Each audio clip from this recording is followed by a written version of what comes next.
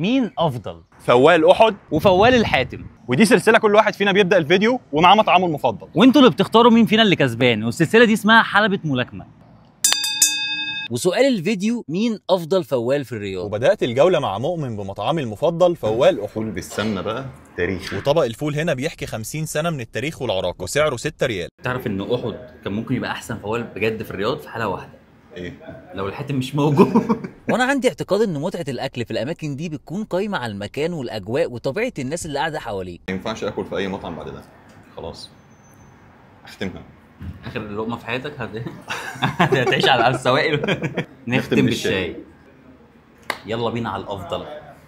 فوال احد رقم واحد. وانا دخلت الجوله ضد وحيد بمطعمي المفضل فوال الحاتم، واللي قصته برضه من اكتر من 50 سنه وسعر الطبق عنده 7 ريال. دوب بقى احلى فول في الرياض بجد. وبصراحة أماكن زي دي ممكن ناس كتير تقطع لها مسافات عشان بس تفطر عندهم. كويس كويس. بصراحه تحفه. وللامانه احنا النهارده صورنا افضل فوالين في الرياض، ولكن طبيعي ان كل واحد فينا يكون ليه ذوقه. ونختم بالشاي.